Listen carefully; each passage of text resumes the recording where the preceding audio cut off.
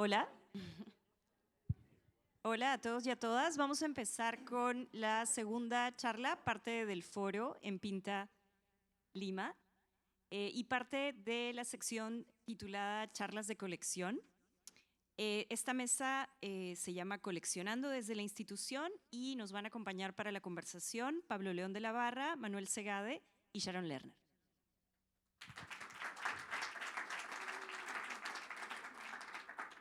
Hola, hola, funciona bien, ¿cómo están? Gracias a todos por estar aquí, gracias por los aplausos, pero sobre todo, bueno, muy honrado de estar aquí con dos colegas que quiero y admiro mucho y de quienes siempre aprendo, Sharon Lerner, directora del Mali, de aquí de Lima, de Perú, y Manuel Segade, director del Reina Sofía en España.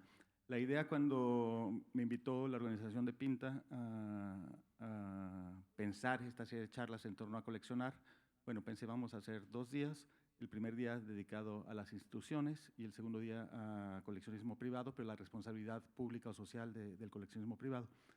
Y un poco la idea era poner en diálogo a alguien local con alguien de fuera para poder crear un diálogo, aprender unos de otros, ver cómo se funcionan en diferentes contextos y abrir un campo más amplio para pensar esta idea de lo que implica el coleccionar, ¿no? Las ferias del arte funcionan dentro de un mercado, pero el mercado no solo es económico, sino que también es un mercado cultural, un mercado de ideas, un mercado de intercambios.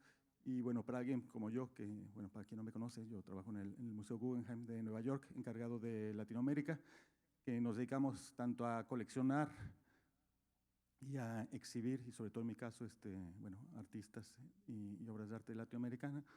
Me interesaba en este sentido y en esta charla con Sharon y Manuel un poco abrir y hacer visible procesos, estrategias, pensamientos, visiones, que a veces la gente que está afuera no ve, pero hacer entender que detrás del acto de coleccionar hay todo un pensamiento, ¿no? Que las cosas no entran por capricho a los museos, que nosotros como curadores no somos los guardianes de una puerta, sino que respondemos tanto a cuestiones institucionales, a visiones tanto personales, pero que vienen a partir de un diálogo con la historia del arte, del diálogo con la historia de nuestras propias instituciones, pero también como a partir de ahí, y ahí sí nosotros como pivotes o como los curadores, pensadores que detonan ciertos momentos, también podemos dar giros dentro de la historia misma, ¿no? Podemos cuestionar el canon,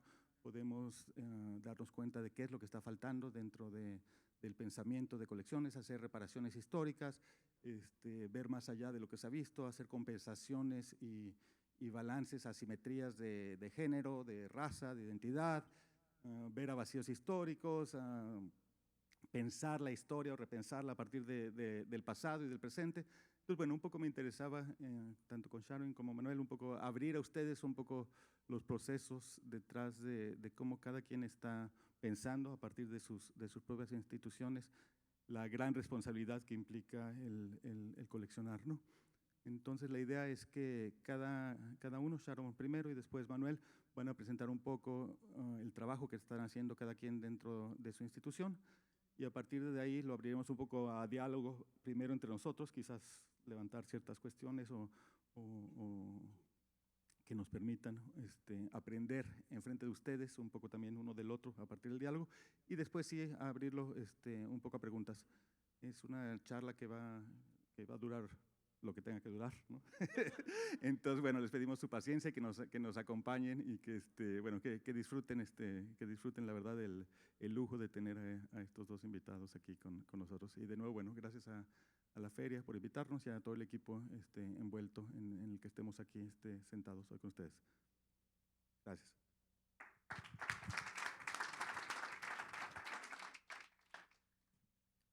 Hola. ¿Pueden poner la presentación del Mali? Nada, buenas tardes a todos. Muchísimas gracias, Pablo, por la invitación. Para mí también es realmente un placer y un lujo estar acá con ustedes porque no es la primera vez, de hecho, que se presenta el Mali ni la colección contemporánea del Mali en este foro.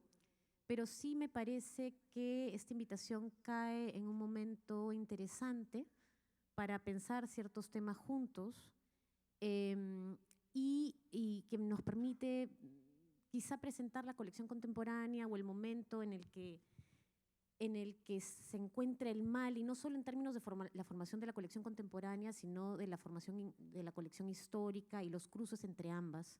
Es un momento bastante interesante. Para los que no conocen al museo o no han podido ir al Museo de Arte de Lima, se trata de un museo panorámico de arte peruano que cubre desde colecciones precolombinas hasta ahora colecciones contemporáneas, pero con un énfasis en arte peruano, entre comillas, es decir, arte que tiene que ver con una comunidad y una colectividad o colectividades específicas. Es un museo situado, llamémoslo de esa manera. No significa que solo exista colecciones de artistas peruanos o radicados en el Perú, pero todo aquello que ingresa a la colección pasa por ese filtro y es una característica de la colección y de la institución en general. Ahora, la invitación por estar en un foro de arte contemporáneo es para hablar particularmente del Comité de Adquisiciones de Arte Contemporáneo y la formación de la colección contemporánea. Y es un momento para mí interesante también de pensar porque, como mencioné hoy en la mañana, quienes visitaron el museo, a grosso modo, podríamos decir que el próximo año se van a cumplir 20 años de la formación del Comité de Adquisiciones de Arte Contemporáneo del Mali. Un comité que acompaña también el establecimiento de una curaduría específica en arte contemporáneo en la institución, que antes no existía. La primera curadora de arte contemporáneo fue la mexicana Tatiana Cuevas. En el 2008 el comité precede un poquito la formación de la curaduría contemporánea y es uno de los espacios, creo poder decirlo sin equivocarme, más sólidos de la institución. Es uno de los espacios que se ha sostenido y que es modélico en la región de alguna manera, ¿no? Para aquellos que no viven en el Perú, quizá no lo saben, el Mali es probablemente, o no, ciertamente, la única institución que adquiere arte contemporáneo local de modo sostenido, la institución pública en todo caso, y de un modo consensuado. El modelo del Comité de Adquisiciones de Arte Contemporáneo es, me corregirán acá si me equivoco, pero es copiado de alguna manera, una buena copia del Latin American Acquisitions Committee de la TATE, ¿no? Y es adaptado a nuestro contexto, es decir, es un grupo de personas interesadas en el arte que apoquina una cantidad anual que permite generar un fondo y se toman decisiones de compra 3 sesiones anuales donde hay un grupo de curadores, un curador de planta y curadores invitados que ayudan a determinar los lineamientos de aquellas piezas que se van a presentar que después se votan en una sesión con los miembros. A lo largo de estos casi 20 años han pasado muchísimos curadores, muchísimas miradas, muchísimas voces críticas por el comité. No se trata solamente de Tatiana Cuevas, primero como curadora y yo después como curadora contemporánea, sino que han habido curadores locales e internacionales, han pasado por el comité Rodrigo Quijano, Jorge Villacorta, Gabriela Rangel, Julieta González, Ondín Chaboya, Florencia Portocarrero, Miguel López, Lucía San Román, y ahora más recientemente Agustín Pérez Rubio y desde este año Manuela Moscoso. Entonces son puestos que van rotando y cada curador que participa aporta algo que nos permite repensar críticamente las narrativas que estamos construyendo desde la colección del Mali para una construcción más plural, si se quiere, de una historia del arte local.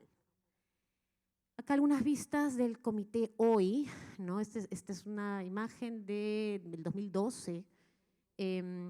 Ahora las sesiones, por ejemplo, la última sesión de compra del año pasado, tuvimos la suerte de tenerla con Tatiana Cuevas en el MUAC, aprovechando un viaje que hicimos con el comité, y en un ejemplo de esta operación de incorporar artistas, por ejemplo, latinoamericanos, históricos importantes, pero que se vinculan con lo local, es una sesión de compra en la que incorporamos fotografías tomadas por Graciela Iturbide en el Perú en los años 70, ¿no? Entonces, son ese tipo de coyunturas las que el comité permite y son distintos tipos de diálogos los que se trazan desde estas adquisiciones. Esa es una foto más reciente del comité.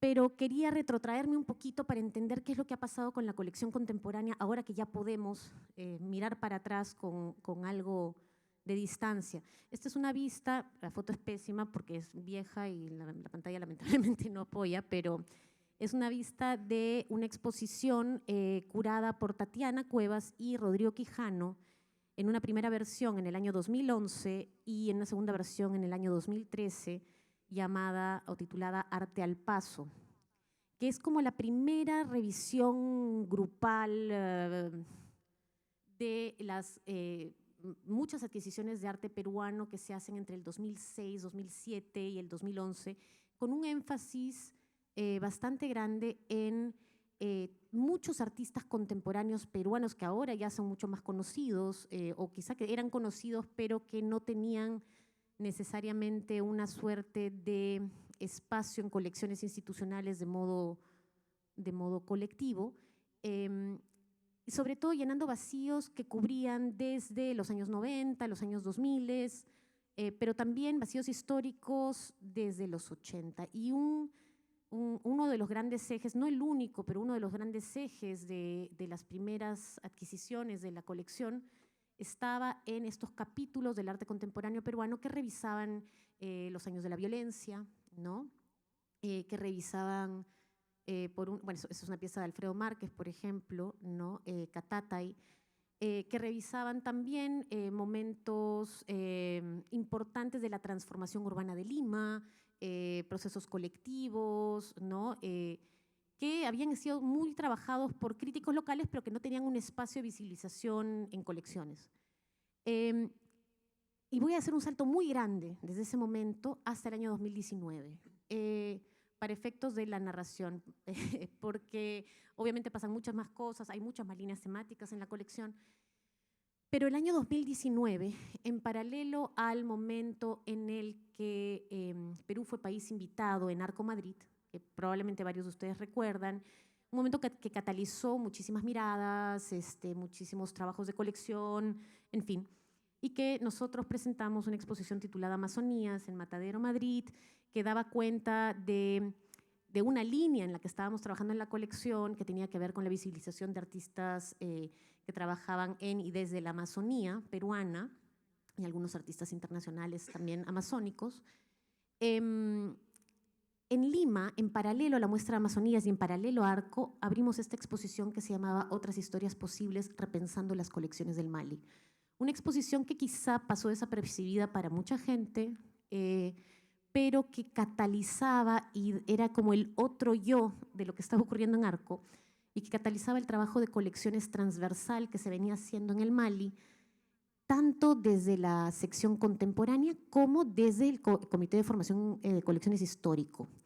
Y para mí es el punto importante aquí. Hay un trabajo trenzado, un trabajo dialogante, un trabajo cruzado que entiende las colecciones como un todo, ¿no? No simplemente como lo contemporáneo y lo histórico, o lo contemporáneo como un comentario del histórico y no un continuo de tensiones críticas. En el Mali, por el carácter histórico de la colección, se pueden y se deben trazar ese tipo de relaciones.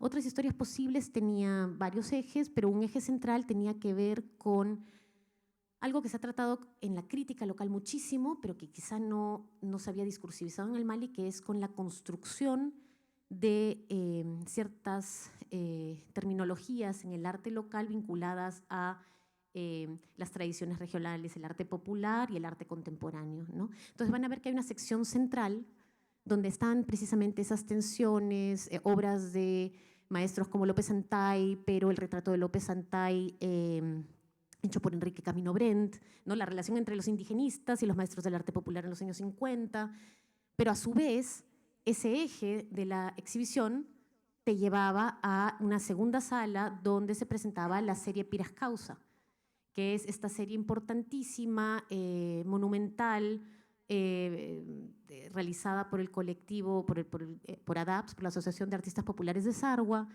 que narra la violencia experimentada en la comunidad de Sarwa desde la perspectiva de los propios campesinos. Entonces, Una serie que además generó una polémica muy fuerte en el Perú, en el Mali, cuando la importamos de una donación de los Estados Unidos y sufrió acusaciones de apología al terrorismo públicamente en un periódico, en fin, hubo todo un debate, pero el debate ocurrió 2 años antes, pero la presentación pública de la serie dentro de repensar las colecciones históricas y repensar la construcción de categorías, para nosotros fue muy importante. Como les digo, este es el otro yo de la exposición coyuntural sobre Amazonías en Madrid, y son cosas que a mí me gusta pensar en diálogo, y me gusta pensarlas en diálogo porque para mí son la antesala directa de lo que ocurre ahorita en el museo, y que hay en el medio la pandemia. Entonces, pasa el 2019, estamos en este momento de repensar, de quiebres, de discusiones, de debates públicos, de críticas, como debe ser, y ocurre la pandemia y hay como en muchos lugares, una reestructuración institucional debido a la crisis. Hay un hiato, pero hay un hiato que permite pensarnos y repensar nuestra operación institucional. Entonces, tenemos toda esta colección caliente, digamos, urgente, pero también pensada y construida con un trabajo muy serio de investigación de muchos años, de muchos agentes, iniciado por Natalia Magluf, con Ricardo Kusunoki en el área histórica y con muchas voces que nos apoyan. Y luego reabrimos en el año 2021 con un museo vacío, con un programa que se llama Salas Abiertas, porque habíamos desmontado toda la colección para volver a pensarla, pero nos damos con la necesidad de no abrir el museo hecho, sino lo abrimos vacío y decidimos abrir una sala por mes o por 2 meses.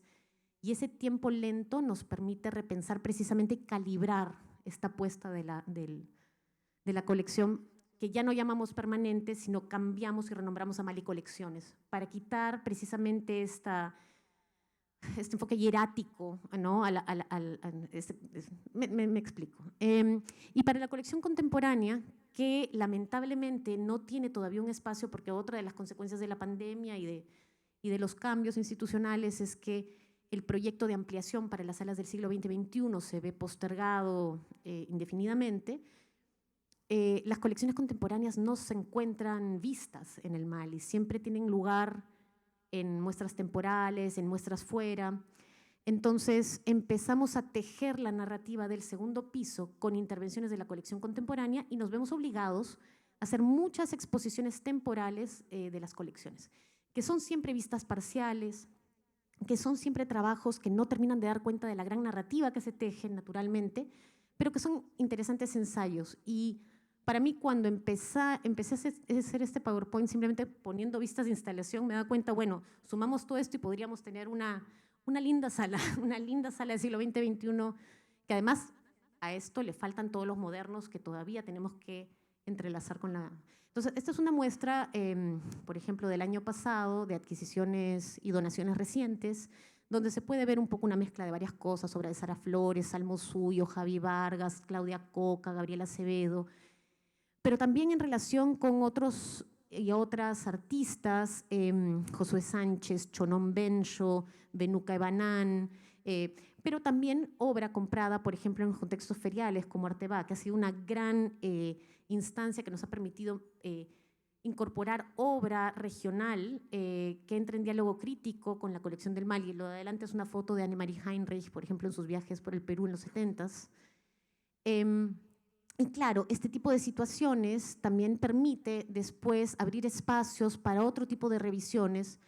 La obra que se compró de Sara Flores durante la pandemia dio pie a una conversación que ahora ha asumido la forma de la primera muestra en un museo, una institución de Sara, que para nosotros es también otro tipo de hito y otra continuación de esta conversación, de este crecimiento institucional, en el sentido de que es la primera vez que el museo presenta obra de una artista indígena contemporánea, mujer, que además,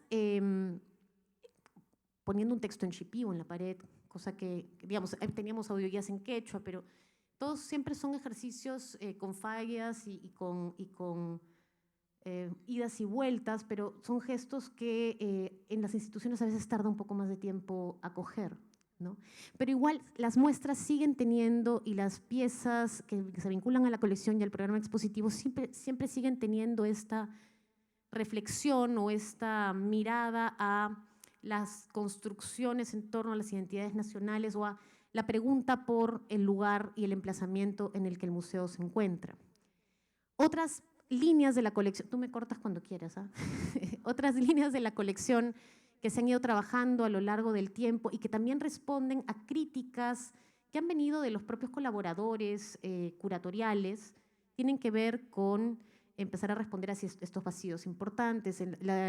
Por ejemplo, la presencia de artistas mujeres, la discusión sobre género en general en la colección, ¿no?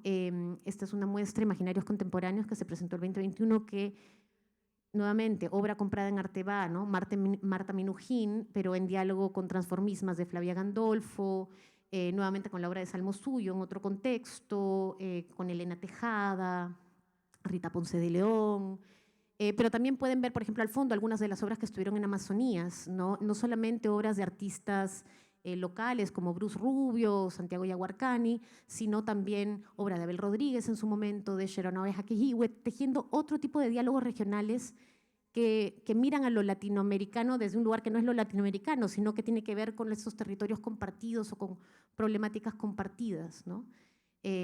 José Carlos Martinat, Juan Javier Salazar, otras miradas nuevamente a la construcción política, a la crítica en el país. Y nuevamente, algunas apuestas que el Comité de Adquisiciones ha tomado que han sido bastante importantes, ¿no? Como por ejemplo la incorporación de Línea de Vida de Giuseppe Campuzano, que es el único proyecto que ha quedado en forma coleccionable del gran proyecto de Giuseppe del Museo Travesti del Perú, ¿no? Gracias a la intervención en su momento de Miguel López. Y hemos podido presentar Línea de Vida en el museo en este momento en el que estaba casi vacío, en un gesto importante. Esto además ha estado en el segundo piso, en esta sala donde ahora está William Córdoba, en diálogo con las colecciones. Una mirada al revés, una mirada crítica a esa genealogía que planteamos en la colección.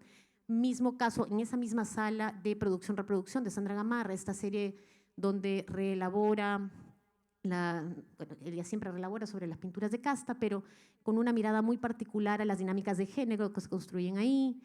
Y en esa misma sala también acogemos otro tipo de proyectos con el apoyo del Comité Contemporáneo, como la curaduría de Cuauhtémoc Medina de Cuando la fe mueve montañas, 20 años después, porque también es parte de nuestra historia del arte local de una manera muy importante, y son estos gestos los que permiten que después entren a la colección registros de nuestra historia del arte contemporáneo reciente. Francis donó parte importante del archivo de Cuando la fe al museo con motivo de esta exposición, ¿no? Entonces, esos usos que se le dan a las salas para la colección contemporánea son importantes. Hemos remontado en la colección, generando ciertas fricciones que tienen que ser entendidas también en relación a la colección contemporánea, porque todo es un mismo movimiento, ¿no? Donde se encuentran los importantes y famosos funerales de Atahualpa de Luis Montero. Tenemos a un lado, por ejemplo, esto es un trabajo de Ricardo Kusunoki, antes todo el siglo XIX tomaba el pasadizo, y lo que hemos hecho es adelantar indigenismo para que los funerales de Atahualpa estén flanqueados por academicismo, por un lado, con la Santuza de Sabogal por el otro, y que miren frente a frente, ahorita no lo han visto porque está en restauración, pero el biombo de los incas, ¿no? La genealogía del biombo de los incas. Entonces, la sala que está enfrente a la sala de académicos, que antes eran más académicos, ahora es una sala dedicada a tradiciones regionales del siglo XIX, y genera un diálogo muy bonito y una atención muy bonita para entrar al indigenismo y después pensar toda esta construcción en torno al llamado arte popular, ¿no? Las tres razas, ¿no? de Lazo, la lavandera, pero en tensión con esta sala que a mí me parece bastante importante, ¿no? Pintura campesina, mates burilados y cosas que se estaban coleccionando pero que no tenían un lugar tan central en esta narrativa. Muy importante, la nueva sala de textiles coloniales y republicanos, pero que incluye además textiles del siglo XX, textiles aymaras, textiles contemporáneos, que además dialogan con la colección contemporánea de una manera muy poderosa, que ahora le hace el contrapeso a la sala de textiles precolombinos, generando este diálogo muy lindo respecto a esta tradición milenaria en el país. Solo para terminar rapidito, otro trabajo que hemos hecho de la mano, y esto es importante decirlo también, de la mano del Comité de Adquisiciones de Arte Contemporáneo, es utilizar las salas de esquina del segundo piso para intervenciones comisionadas a través del CAC. Se invita a artistas a hacer piezas que después se incorporan a la colección con un poco más de ambición. Abraham Cruz Villegas, una pieza hecha ex profeso para Lima, Arturo Camella, la pieza que es una exposición temporal de Armando Andrade Tudela, que se ha presentado hoy día en el Mali, o la de Ana Teresa Barbosa. Pero todas estas muestras, el Comité de Adquisiciones en la pandemia gira su modo de operar y pasa de ser solamente un comité que brinda fondos para comprar obra y nos ayuda con pequeños fondos para promover la presentación de arte contemporáneo en las salas. Y ese giro ha sido fundamental para poder activar todo este programa en el Mali, ¿no? Y ya solo para terminar,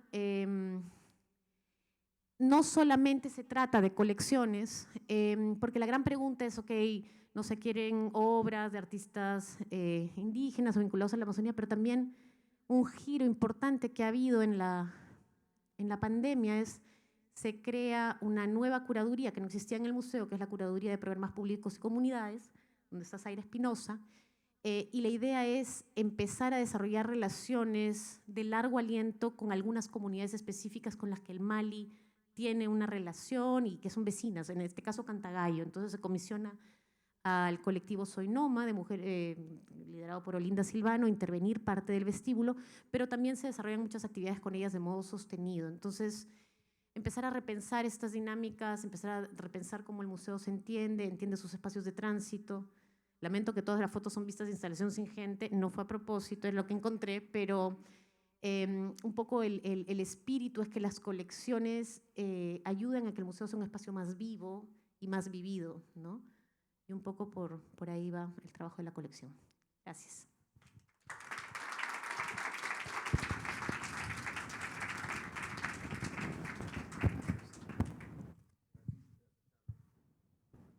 Hola, hola. Gracias, Sharon. Si quieres, pasamos con Manuel, que Manuel haga su presentación y luego de ahí lo detonamos un poquito. Muchas gracias. La verdad es que es un placer estar... ¿Se ha quedado así? No. Que es un placer estar aquí hoy y quiero agradecer a Pablo la invitación y a Pinta Lima el estar aquí. La verdad es que me hace mucha ilusión, en concreto, acompañar a Pablo y a Sharon, porque efectivamente, cuando yo aún no tenía tanta uso de razón con respecto al arte latinoamericano, eran las distintas redes sociales, antes de las redes sociales, de Pablo Herón de la Barra, las que me permitían viajar a Latinoamérica en cierto modo, sobre todo aprendiendo mucho de arquitectura en aquel momento, lo recuerdo, antes de conocerlo en persona. Y con respecto a Sharon, pues es que esta mañana, no es que haya tenido un síndrome de Stendhal, pero por no ser europeo, pero es verdad que una de las experiencias más bonitas estos días en Lima ha sido confrontar la colección del Mali, intentar deglutirla un par de horas, pero es un verdadero placer, o sea, es admirable. Ayer daba una charla en Proyecto A1000 y esto me hace mucha gracia también porque una de las cosas que pensaba cuando preparaba esta es cómo puedo, casi con las mismas imágenes, contar otra cosa totalmente distinta, ¿no? Para a veces el mismo público. Y es lo que también voy a intentar hacer aquí. Bien, como sabéis, yo llevo 1 año y medio al frente del Museo Reina Sofía, que es el Museo Nacional de Arte Contemporáneo del Gobierno de España. Como sabéis, es una infraestructura nacional, pública, que pertenece a la administración pública, digamos, al Ministerio de Cultura, pero con una ley autónoma, o sea, con lo cual tiene cierto rango de autonomía un poco peculiar, como lo tiene, por ejemplo, el Museo del Prado, ¿no? Muchas instituciones culturales en el Estado español tienen esa categoría y la nuestra pues tiene esa ventaja. Pero eso no quiere decir que no dependamos del dinero público absolutamente, ni que directamente no tenga que estar llorando yo por transferencias económicas desde el Ministerio de Cultura para que el museo pueda funcionar. O sea, no tenemos un aislamiento, pero así funciona. Y traigo esto de buenas a primeras porque efectivamente esto era el organigrama del museo que yo recibí cuando me presenté al concurso del museo. Este es el organigrama que planteamos ahora. ¿Y por qué traigo el organigrama lo primero? Porque cuando hablamos de nuestra colección, y de lo que voy a hablar es de la relación con Latinoamérica, de nuestra colección, ¿no? Con América Latina literalmente, y este esquema es fundamental, ¿no? Porque digamos, desde el año 89 que se declara la fundación del museo, hasta que en el 92 empieza a funcionar como tal realmente, no había habido ninguna transformación en su esquema administrativo, digamos, interno, ¿no? en su cultura laboral, de alguna manera.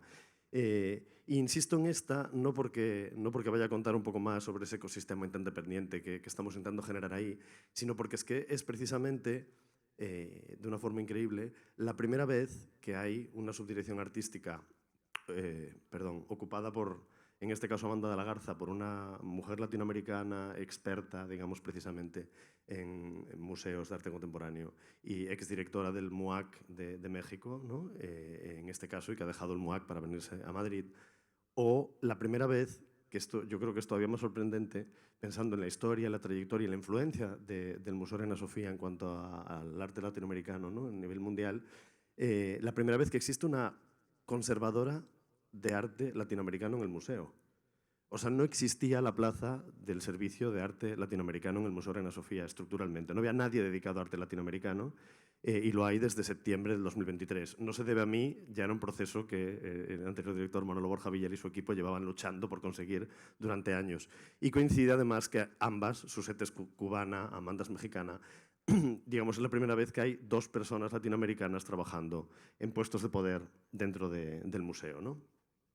Por eso os traía el esquema, porque efectivamente esto es fundamental, ¿no? Ese ecosistema de base que permite, ese cómo que permite el qué, perdón, es un caso clave, ¿no? Voy a dejar a Susette de fondo un rato.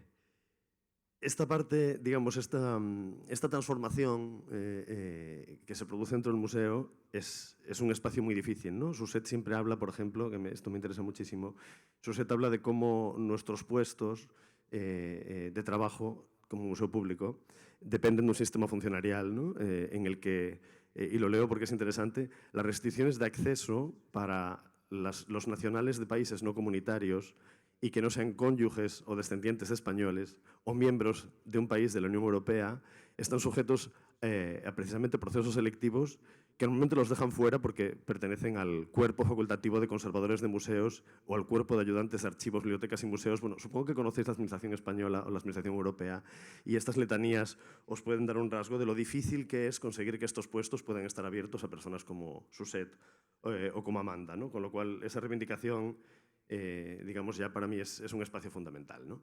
Lo digo porque siempre estamos trabajando con imaginación radical y lo difícil es aplicar esta a la parte infraestructural, ¿no? de las condiciones, vamos a decir, del Museo Público Europeo en este caso, ¿no?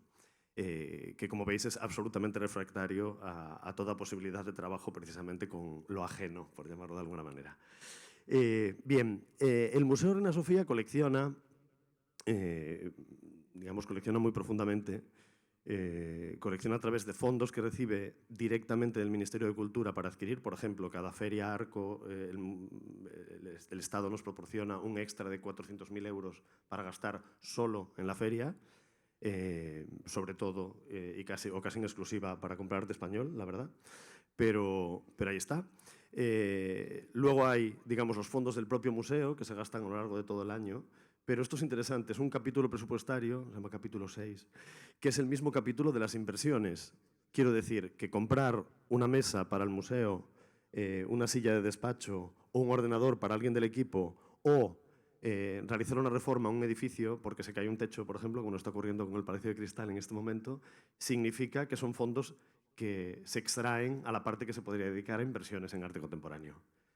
¿Vale? Por ejemplo, en este momento estamos perdiendo 2 millones de euros al año en inversiones, en compras de obras de arte, en adquisiciones, porque el Palacio de Cristal está siendo reformado hasta el año 28 seguramente, pues con esa cantidad de inversión anual. O sea, esto es por daros un mapa un poco amplio de cómo funciona esto. Pero también tenemos otras herramientas que precisamente, digamos, la reforma de la gobernanza del museo que estableció Manuel Borja en su día, nos permiten, ¿no? Como la Fundación Museo Reina Sofía, con su homóloga estadounidense, Museo Reina Sofía Foundation, que nos apoyan, digamos, precisamente a través de círculos de coleccionistas en producir, digamos, unas unos futuros de la colección muy distintos, ¿no?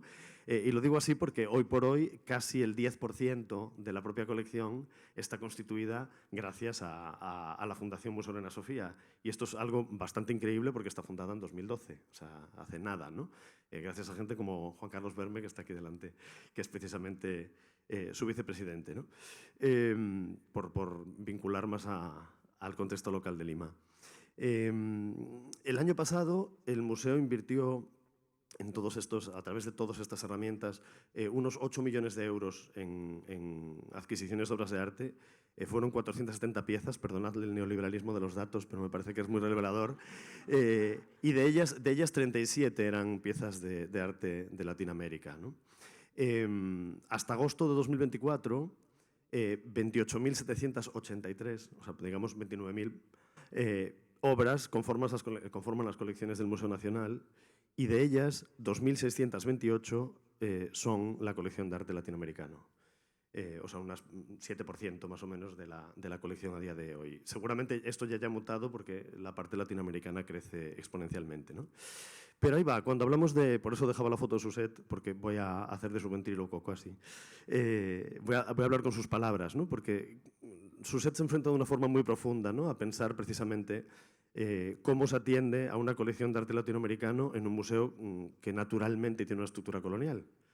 Tiene un nombre de reina española y efectivamente responde a un gobierno de la metrópoli colonial. No os lo tengo que explicar. Entonces, claro, el arte latinoamericano, digamos, ahí se encuentra en un estado casi de embrionario, ¿no? En proceso siempre, en transformación. Curiosamente, es raro, pero buscaba este dato.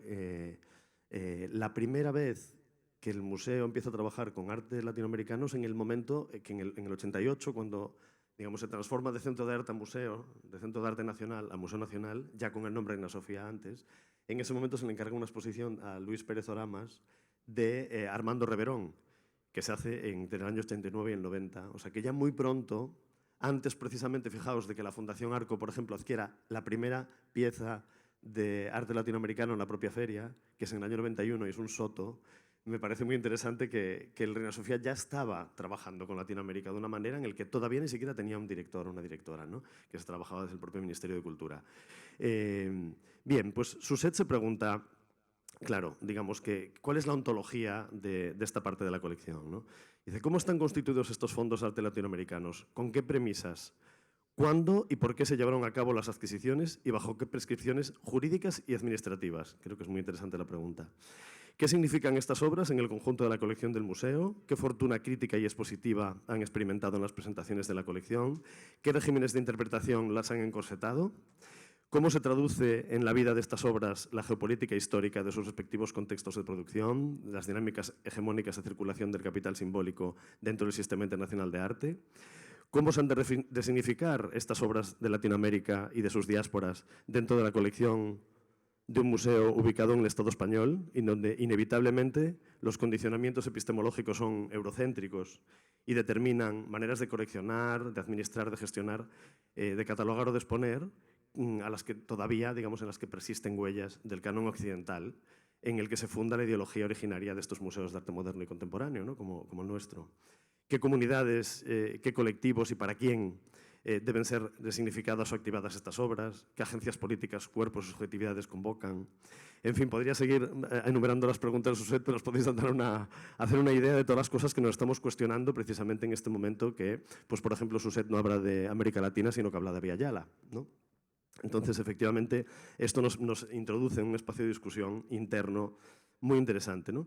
Lo que sí para mí es una cosa, digamos, descendiendo a un terreno mucho más pragmático, es inevitable, digamos, no es que por eso traía el caso de Reverón, ¿no? Como de esa retrospectiva como un ejemplo, no es que el Museo Reina Sofía un día se haya levantado por la mañana y haya dicho, ¡qué maravilla!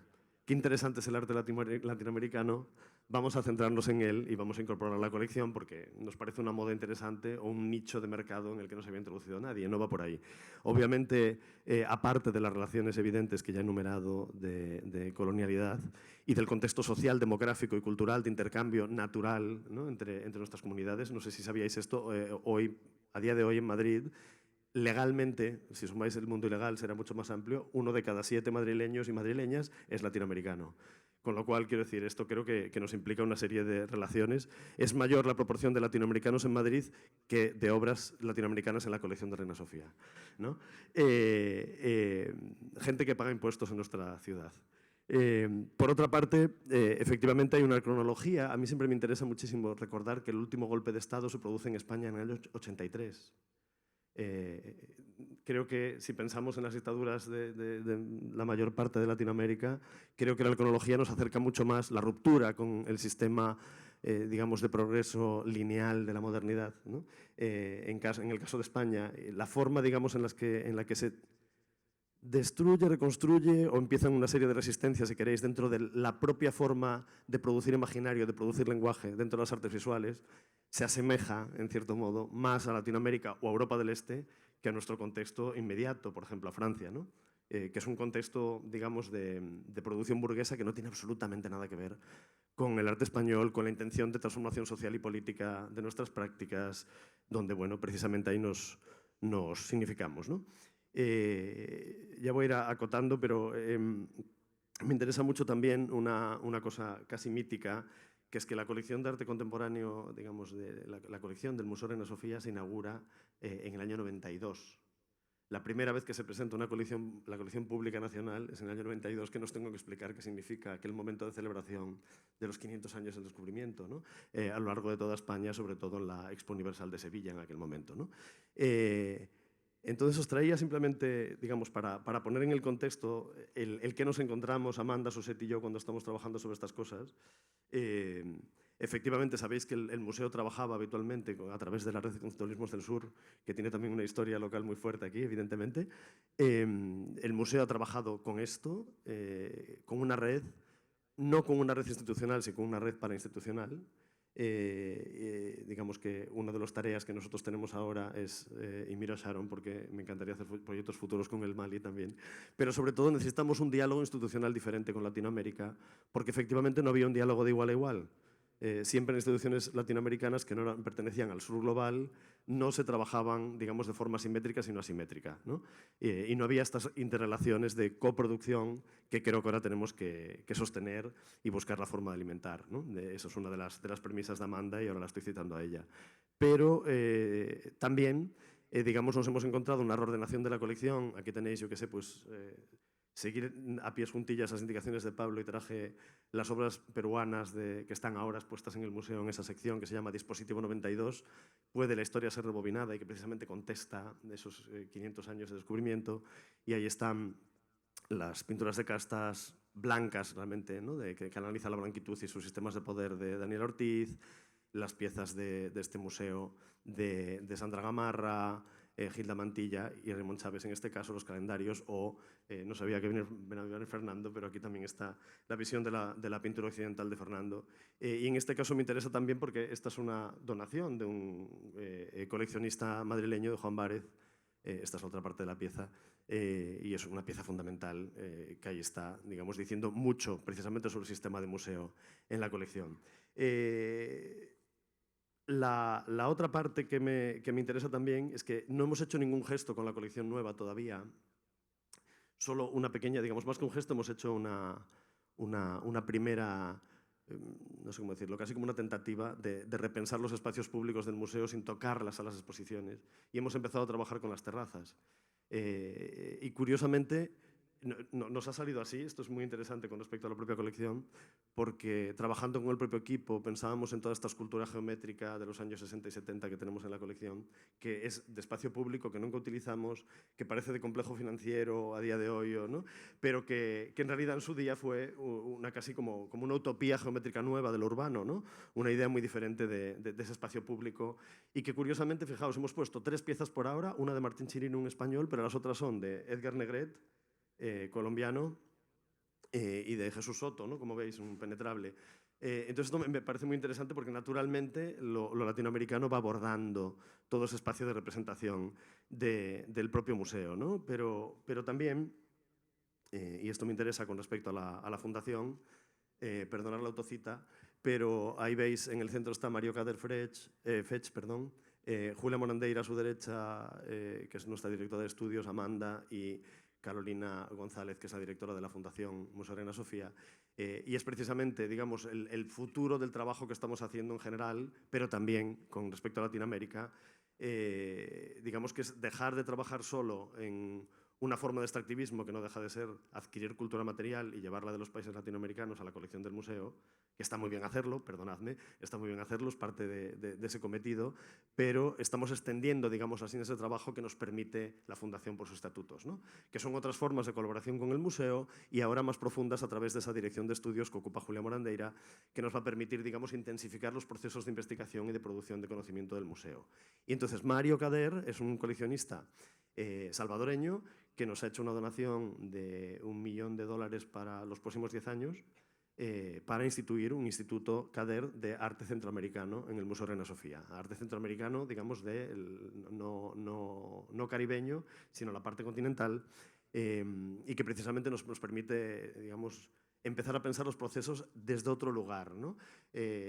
Digamos, cómo gestionamos la producción de intercambio que no sea solo material con un lugar, con una zona geográfica, con una región que nos queda lejos, cómo incentivamos precisamente que la producción se quede en el local, que se generen relaciones, digamos, pues esto, de restitución desde el poder colonial español en este caso, ¿no? ¿Cuáles son esos mecanismos que podemos ir desarrollando? Que no voy a insistir en ellos porque están haciendo este proyecto y es ahora cuando estamos pensando maneras de trabajar desde otro tipo de sur, porque España no deja de ser un sur en Europa, de otra manera, ¿no? Con unos intercambios un poquito más, digamos, más relacionados con lo que los museos decimos en voz alta, pero que después no hacemos en la práctica, ¿no? Por lo general.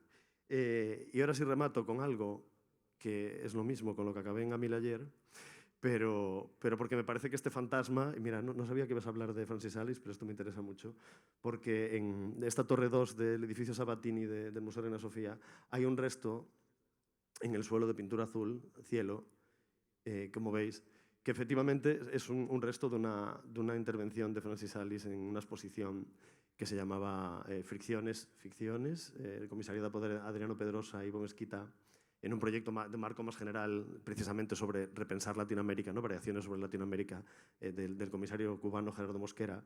Y esto es muy interesante, pero porque lo que ahí se produce, o sea, Francis bajó con 2 cubos de pintura, con 2 pequeños agujeros, haciendo este trazo, ¿no? A lo largo del edificio, también por el claustro del edificio y también por el exterior del museo.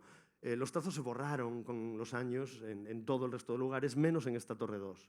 Pero no porque ningún director decidiese que esto había que conservarlo. No veréis jamás una cartela porque esto no es una obra que hubiera adquirido el museo ni que pertenezca al museo, sino porque los equipos de limpieza y mantenimiento del museo, digamos el Villabajo de los museos, decidieron poco a poco que había una memoria de un artista muy importante, que había pasado algo pues clave, quizá milagroso, no se sabe, y que ese rastro era casi como su pista que tenía que quedarse ahí, ¿no? Y entonces a mí esta idea de una pieza que es de un artista tan importante como Francis, que es una especie de rumor, ¿no? Una especie de esperanza, me interesa muchísimo como también un indicio de otros tipos de formas de pensar una colección que también tiene que ver con esas historias, esas narrativas y esos gestos que se van pegando al propio edificio y que no son voluntarios desde arriba, ¿no? Ojalá esto se produzcase así más en el futuro. Gracias.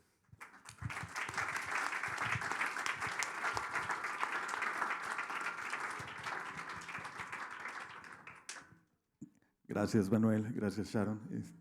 Final perfecto, ¿no?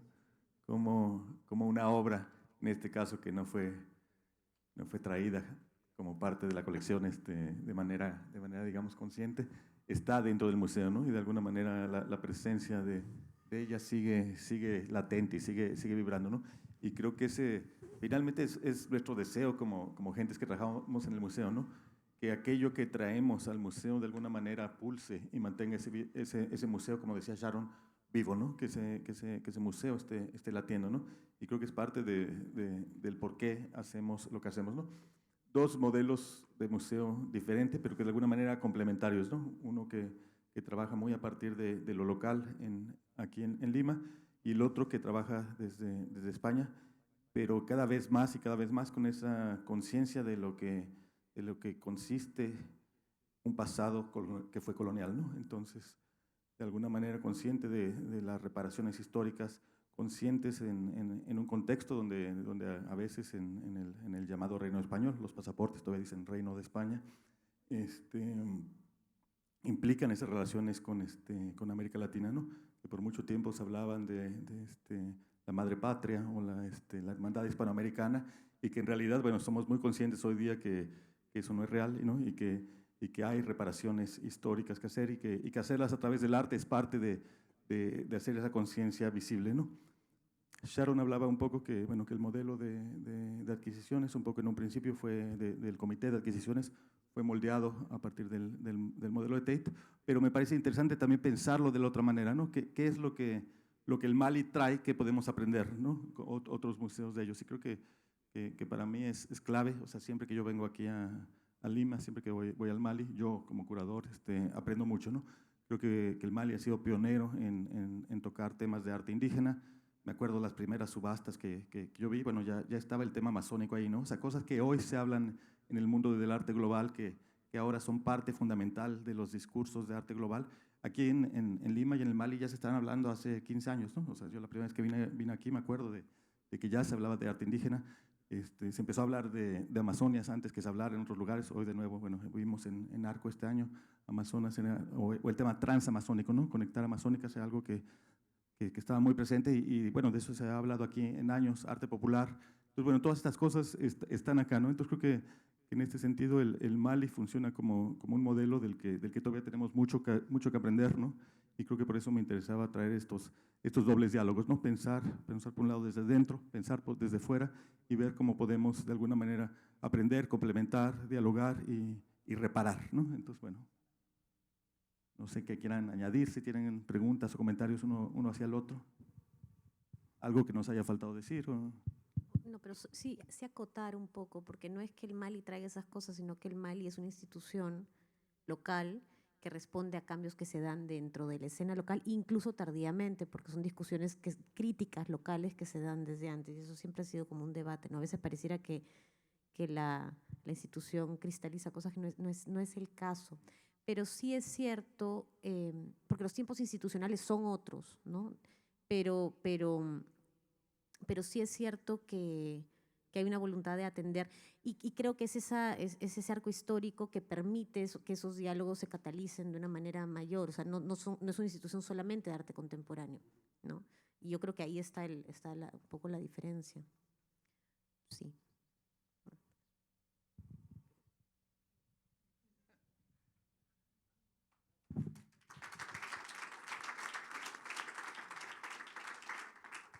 No sé si quiere alguien comentar algo, abrir a diálogo. ¿Tienen preguntas específicas?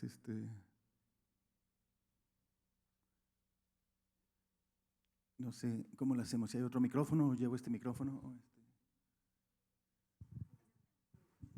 Y si te presentas solamente antes de hacer tu pregunta, ¿quién eres y qué haces? Hola, me llamo Sergio Silva, soy consultor en cultura, pero mi pregunta es, ¿cómo se consideran los públicos en los modelos y en las decisiones de adquisiciones?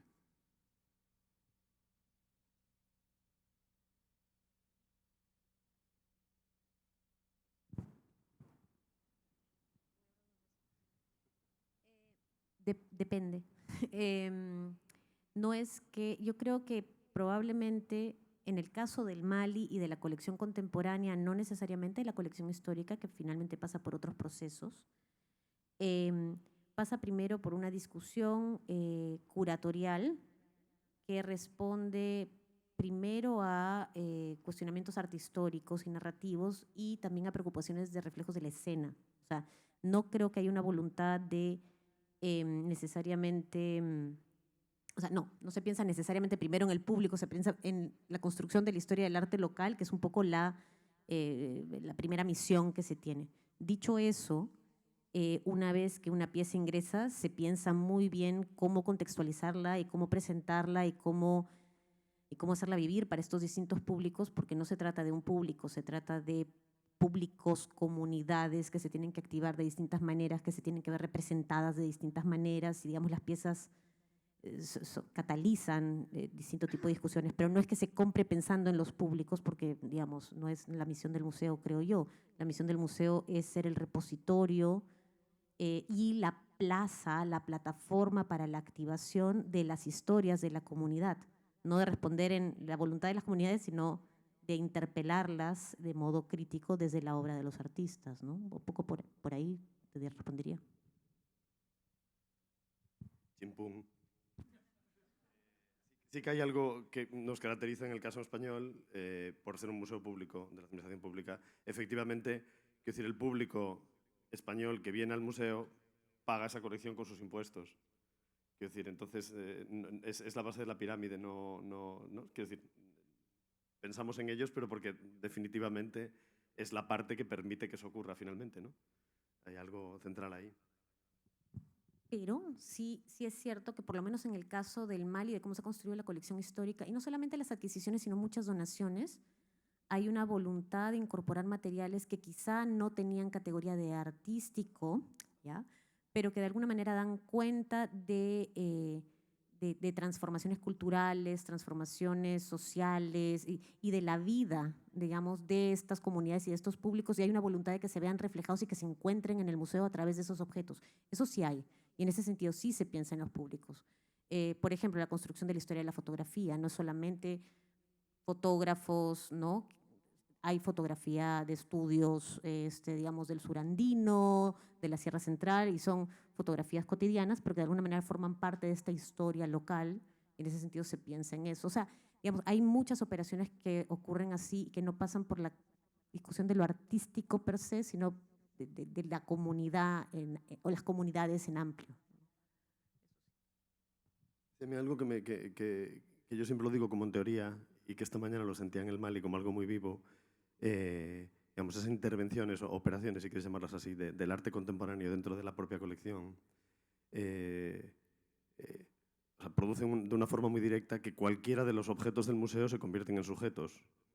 O sea, en el arte contemporáneo es evidente que cualquier cosa está ahí como sujeto interpelador, no es un objeto de cultura material de un pasado, ¿no?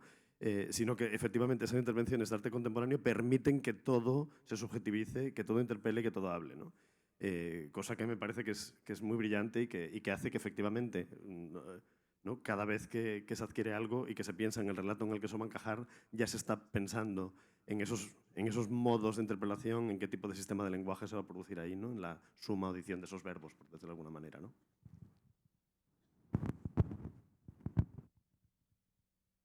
Yo solo añadir bueno, creo que en el Mali y en lo que están haciendo ahora en el Mali es muy evidente en estas esquinas que activan a partir de lo contemporáneo el pasado, ¿no? Y en que el pasado no está muerto más, sino que justamente es estas herramientas que nos permiten releer y que el público relea el pasado a partir de la experiencia contemporánea, ¿no? Entonces, creo que los objetos de arte que entran dentro de la colección nos dan esa posibilidad de brindarle al público la oportunidad de poder releer todos esos objetos pasados, ¿no? Que usted tiene esa gran virtud de ser un museo casi enciclopédico que contiene una historia o muchas historias del Perú, ¿no? Y que se pueden poner en fricción a partir de todos estos tiempos que están coexistiendo dentro de ese mismo núcleo, ¿no? O sea, me pareció brillante que William Córdoba esté en ese corazón latiente en el centro, ¿no? Y que a partir de ahí se cuestione toda la construcción de una peruanidad, ¿no? A partir de la obra de William que está. Entonces, para quien no haya ido, bueno, una invitación para ir a ver y pensar como público cómo se repiensa no solamente lo contemporáneo, sino todo lo demás a partir de ese corazón latente, ¿no? Tejer era una palabra que usabas mucho y que me gustó mucho, ¿no? Que es un proceso que se va tejiendo, ¿no? Que no es un tejido que está terminado, ¿no? Sino que es algo que está continuamente tejiendo y que son diferentes enambres, diferentes hilos que van construyendo este tejido de colección, museo, público y demás, ¿no? ¿Alguien más que quiera preguntar, comentar? Aprovechen.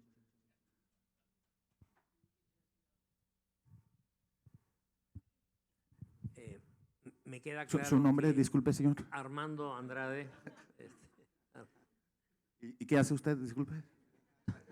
Todavía no lo sé.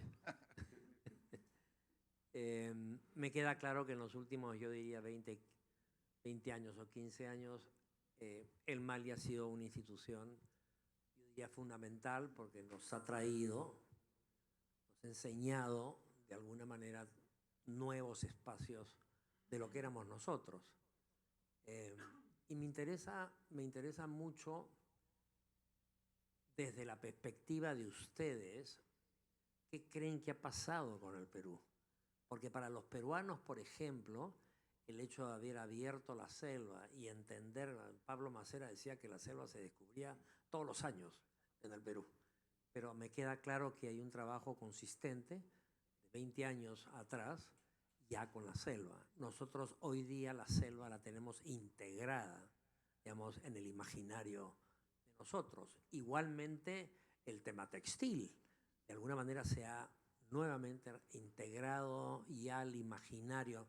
Nosotros somos uno de los países textiles más importantes de la humanidad.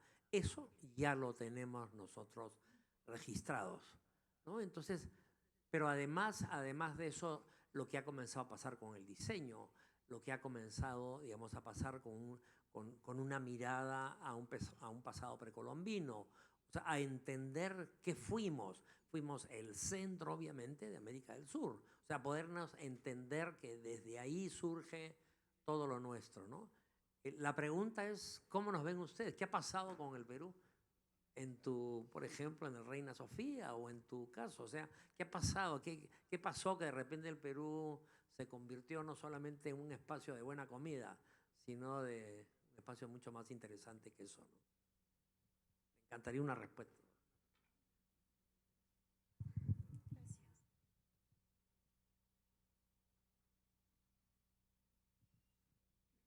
No sé qué decirte, francamente. Creo que sí hay algo importante, pero perdonad que no personalice en esa posición de Perú con respecto al resto de Latinoamérica, pero sí me parece que,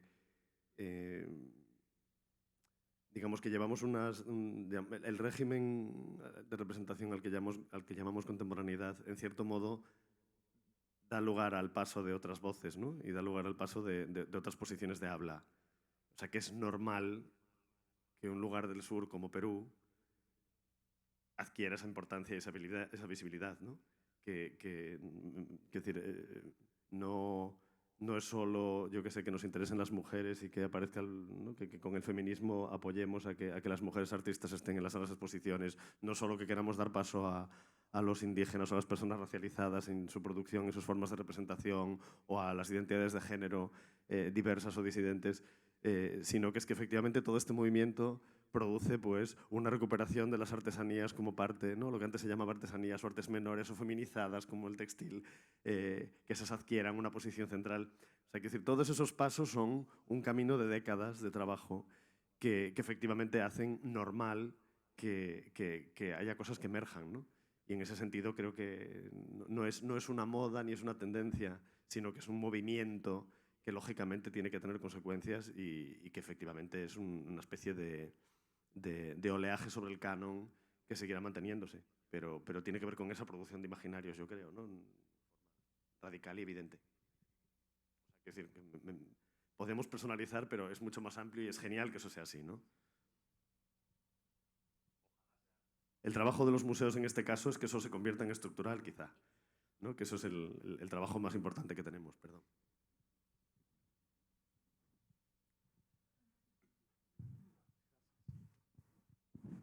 Hola, mi nombre es Juan Carlos Verme. Después de dejar la presidencia del Mali he hecho poco.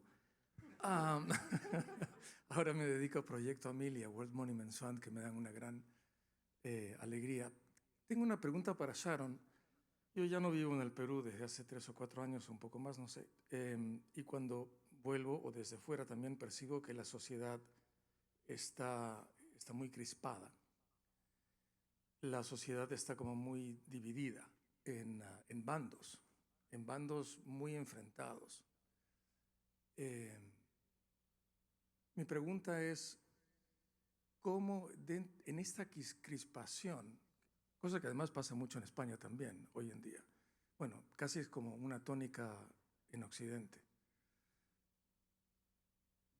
¿cuál es tu lectura de de las políticas y narrativas que el Mali activa, ¿cómo son recibidas por los distintos estamentos sociales, políticos, que evocan, que convocan, que aquelarran? ¿Qué pasa? Crispaciones. Claro. Crispaciones. A ver, hemos conversado con algunas personas de estas cosas en estos tiempos.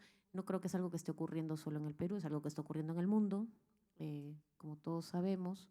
Tampoco es que esté ocurriendo en el Perú ahorita, viene ocurriendo hace muchísimo tiempo, ¿no? Y es una consecuencia natural de grandes brechas y polarizaciones que en este país son estructurales, ¿no? Comenzando por ahí. Pero en el contexto local ocurre muchísimo de modo estructural con instituciones del Estado, ocurre muchísimo, o sea, lo vemos, ¿no? Hay directores de museos que son retirados, hay situaciones de censuras, digamos, pasa lo que pasa en muchos sitios. Y eso de modo más explícito o menos explícito afecta a todas las instituciones culturales, por grandes o pequeñas, creo, ¿no? Y es uno de los grandes retos de la institución museo, de la institución artística, más aún si tiene un componente contemporáneo de afianzarse en su pluralidad, ¿no?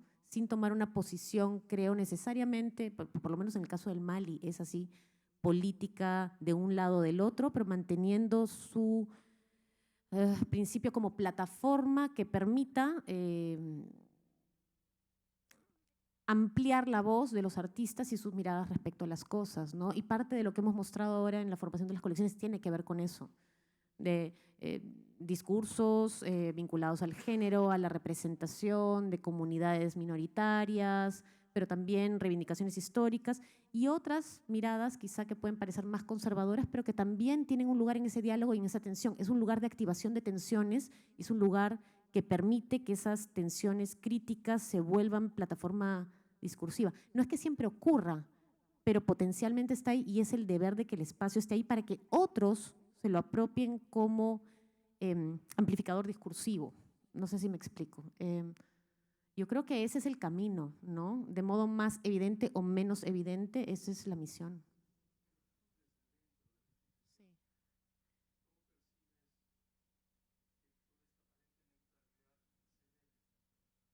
Desde afuera, localmente, desde afuera. Yo creo que la gente no se da cuenta la cantidad de apuestas críticas que toma la institución. No necesariamente, a veces son cosas muy calladas, pero ocurren, ¿no? Y es un espacio de negociación constante. Hace poco estuve en un encuentro de directores de museos donde se discutían precisamente cómo gestionar un espacio institucional en contextos de polarización política, ¿no? Y toda mi reflexión giraba en torno al concepto de tolerancia, ¿no? ¿Cómo entender la tolerancia? No es la aceptación pasiva, sino es la capacidad de negociación, de escucha, pero también de resistencia crítica, ¿no? Sin juzgar al otro, pero negociando con los, no sé cuál es la palabra en español, pero stakeholders, con los distintos stakeholders con los que la institución tiene que operar, porque las representa a todos al final.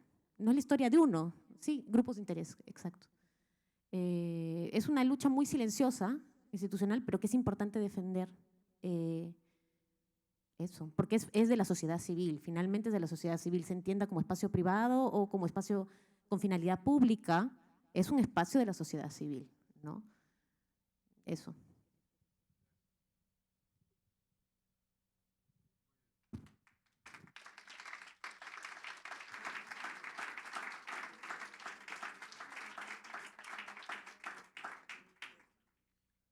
¿Alguna última antes de que cerremos? ¿Alguien más que quiera?